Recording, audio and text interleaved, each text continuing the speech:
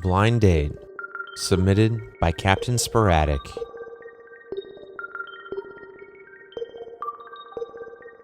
It was my third blind date this week.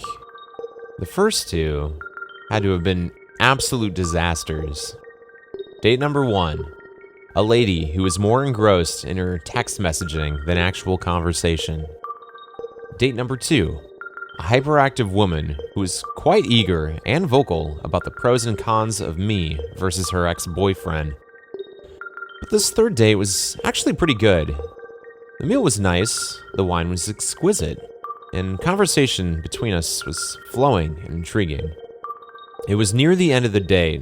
We were finishing dessert when she told me she had something to tell me, something important she had never told anyone else before. I've been caring for my bedridden sister for the past 3 years, Samantha told me hesitantly. Really? That's amazing, I told her. Why haven't you told anyone before? I just don't want to make a big deal of it, you know? She's been stuck there for so long. I wasn't even sure if I'd be able to come out tonight. She smiled slightly, and I could see now the pain hiding behind her green eyes. Well, I said, it's amazing what you're doing. Family's so important, and for you to be there for her like this, it's just, wow, fantastic. May I ask what happened to her? She got very ill. The doctors still don't know why. It happened not long after Dad died. He was bedridden for such a long time too. But through thick and thin, I stayed by his side as well, she said, with a slight hint of pride accompanying the sadness. Your father was sick also. Sir, madam, are you enjoying your meal? Our waiter inquired, interrupting both the conversation and my thoughts. Yes, very much so, thank you. Can I pay the bill? It's getting late, I asked the waiter. Of course, sir. Right this way, he said, ushering me to the front counter.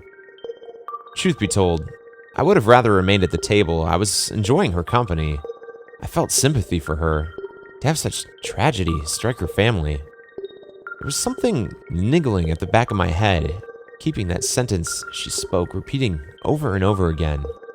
Not long after Dad died, he was bedridden for such a long time too, but through thick and thin, I stayed by his side as well. Her mother had died when she was young, and Samantha herself had moved out when she was 18. Perhaps there was something about the home her father and sister occupied that was causing them to get sick, like asbestos or open chemicals wafting through the house. I decided to just let those thoughts remain as thoughts. There's no need to ruin such a lovely evening. Samantha appeared beside me as I was getting the receipt. She had already collected both her coat and mine. Thanks, I said as I quickly put it on. The rain outside was getting heavier, and I was hoping the coat would somewhat protect me from the rain. We had just gotten into the car when she offered me an interesting proposal. Would you like to meet her? Samantha asked. Meet who? My sister. She loves visitors.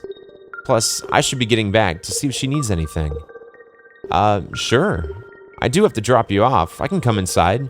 If you wouldn't mind offering me a cup of coffee, I said cheekily, smiling as she chuckled.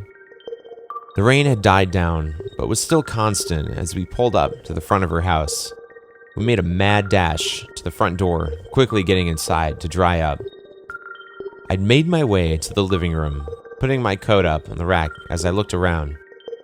The mantel had the standard family photos, either of Samantha and her sister or Samantha and her dad.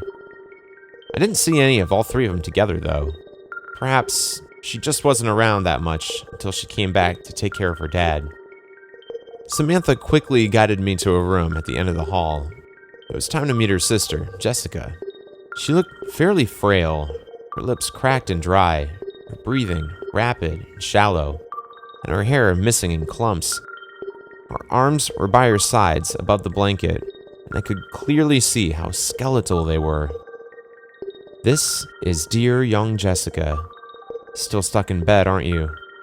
Don't you worry. Big Sister is here to get you well again. she exclaimed as she pat her little sister on the head. I could swear I saw Jessica try to pull away from Samantha's hand, sweat still forming on her forehead despite the cold air emanating from the air conditioner. Right, now how about that coffee, she said, deciding that her time was done here. She left first, allowing me to follow her out. As I turned to leave, I found a tugging at my arm. It was Jessica, using what strength she had to keep me by her side. Don't go, she seemed to mouth to me, as though this was her first time in the company of someone other than her sister in years. We stared into each other's eyes, as I felt the seconds tick by. I heard the sound of doors closing in the background. I guess that she went to get changed or something. Still stuck in bed, aren't you? Not long after Dad died, he was bedridden. I stayed right by his side. Don't go. Gears were turning in my brain. I was about to do something despicable, but necessary. I'm sorry, I said to her, pulling my arm from her hand and promptly leaving the room. I sat at the kitchen table when nature began calling me quite loudly. Samantha, you have a bathroom I can use? I'm sorry. I should have gone at the restaurant. No problem. It's next to Jessica's room. Thanks, I said, making my way to the bathroom. After drying my hands, I decided it was now or never. I kept the water running as I examined the medicine cabinet and sink cupboards. Besides the usual items such as toothpaste, Panadol, hair strengtheners, and perfume, it was an ordinary cupboard. I tapped the wall behind it, pushing it gently. There was no hint of being able to move or having anything sinister behind it. I took the towel I used to dry my hands and decided to be a gentleman and put it in the wicker laundry basket. My hand went instinctively to my face. There, hiding under the lid, inside the basket, were items I really hoped I'd simply conjured out of paranoia. There were various chemicals nestled amongst the moldy, bleach-stained clothes. Kerosene, antifreeze, bleach. I could smell a mixture of the bleach and the sweet smell of antifreeze. Something was off here in a big way. This was no place to store chemicals. I sat back down at the table, the hot coffee steaming in front of me. Thanks, Samantha.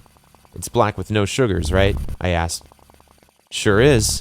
Help yourself to sugar and milk, she cheerfully replied. Oh no, thanks. This is just the way I like it, I replied, breathing the aromas of the sweet smell. Why does it smell sweet? It was time to go. Right now. I'm sorry, Samantha. I gotta go. I'm not feeling too well, I said, trying my best to feign illness. No, don't go. Enjoy your coffee, she pleaded. I'm sorry. It must have been something at the restaurant. It was her, wasn't it? It was Jessica. I know it was. You're not in the mood now that you've seen her. Is that it? What? I exclaimed. It's not that at all. Look. I'll call you tomorrow, and we can arrange another date. Promise. I had a really nice time tonight. Yeah, sure, go. I need to have a word with my sister anyway. You know the way out, she said dismissively, dumping the coffees into the sink and dropping the mugs, letting them clang loudly against the sink. I could hear Samantha yelling and screaming, the clatter and banging of various items being tossed and thrown. I felt so guilty leaving Jessica alone to face her sister's wrath, but for me to help her, I had to leave and take action. The officers told me it was called Munchausen by proxy. By the time Jessica was rescued from that god-awful place, she had lost the use of one of her kidneys, with the other one not long from death. She was quite close to being blind, and her throat had almost been destroyed by bleach. It's been a long time since that day, but I still can't shake that image from my head, that look of absolute betrayal and hurt as I ripped my arm from her hand. I wouldn't blame her if she thought I was leaving her for dead. I only hope she understood that I did it for the right reasons. I'm sorry, Jessica. I'm sorry.